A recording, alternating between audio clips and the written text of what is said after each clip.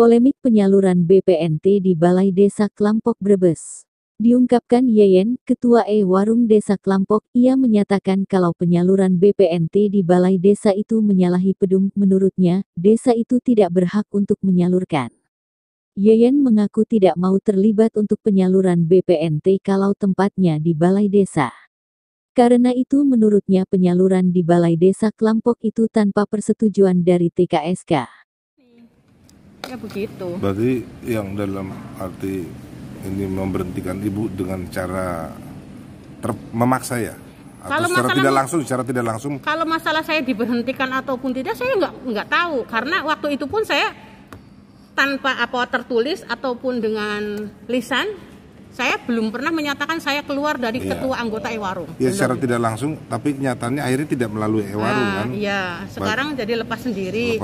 Dan nggak tahu itu saya itu masih dianggap ketua Ewarung apa tidak, ya saya nggak tahu. Menurut Ibu kalau pelaksanaan pembagian itu di Balai Desa itu menyalahi aturan tidak? Kan itu menyalahi pedum, Pak. Oh, pedum? Iya, kan pedumnya itu kan ada. Desa itu tidak berhak untuk menyalurkan di Balai Desa. Kira-kira kalau melanggar aturan pedum itu ada sanksi apa bagaimana menurut Ibu? Ya kayaknya ya begitulah kira-kira nih. Cuman kan memang pedum BNI kan seperti itu. Kalau kita kan menyaluri hukum seperti itu ya Pak. Kalau masalah aturan mainnya seperti itu ya kita ikuti aturan main ya kan. Misalkan ada kronologi ini berasnya seperti ini. Toh supplier juga mau. Pak ini berasnya kurang bagus, kualitasnya itu penyalurannya jelek. Itu menggunakan kartu edisinya milik siapa? Kartu edisi nggak tahu. Pak, kartu untuk mesin edisinya saya nggak tahu. Yang di Desa Klampok punya siapa? Nggak tahu. Karena kalau saya kan nggak ikut. Kalau warungnya jenengan kartunya punya jenengan sendiri.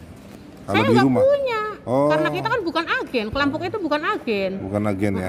Hanya Ewarung saja. Hanya Ewarung saja. Cuman waktu dulu memang ada apa ya? Secara itu pertama sebelum-sebelumnya itu memang kita pinjam mesin edisi dari yang punya agen seperti itu. Penyalurannya kita pinjam edisi. Kemarin pinjam edisi di siapa dan siapa? Tidak tahu ya.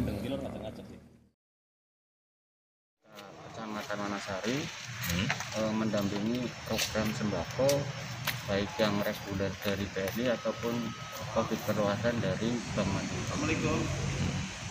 Terkait dengan yang terjadi di Klampok bulan September, penyaluran kan terjadi penyalurannya di Balai Desa. Awal bulan Agustus itu tempatnya di warung, karena memang sejatinya tempatnya itu di warung.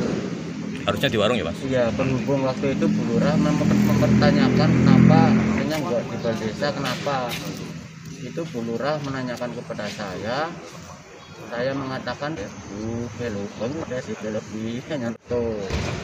karena Bu Lurah mempertanyakan itu lagi, akhirnya saya kan yaudah Bu, untuk bulan September saya alokasikan untuk tempat penyaluran di Balai Desa, seperti itu kronologis. Berapa agen warung yang menyalurkan di Desa Klampok itu ada satu Ewarung, itu pun Ewarung binaan PKH.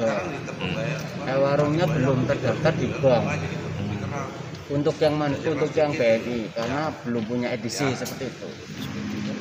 Ada 6 Ewarung. Untuk Ewarungnya itu satu. Satu. Tapi karena Ewarung itu tidak punya mesin, akhirnya bahasanya mungkin menyewa. Menyewa atau meminjam dari agen-agen yang sudah terdaftar di Bank BNI untuk penyaluran BPNT atau sembako. Kalau Ewarung namanya lupa. Iya, kalau namanya lupa. 6 atau 5 saya kurang tahu. Itu berapa orang penyaluran? Berapa yang penerima bantuan berapa? Kemarin sih terupdate terakhir sekitar 880-an kalau nggak salah. 880.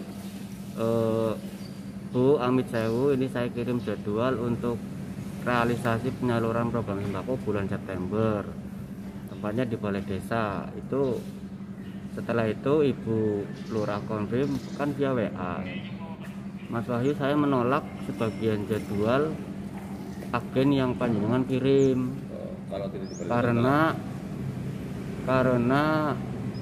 Ewarung Klampok sudah mau membelanjakan komoditinya sendiri. Kalau nggak salah seperti itu. Iya.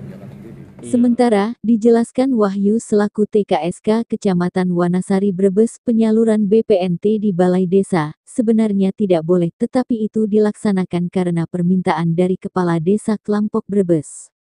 Dari Brebes, tim Bregas melaporkan.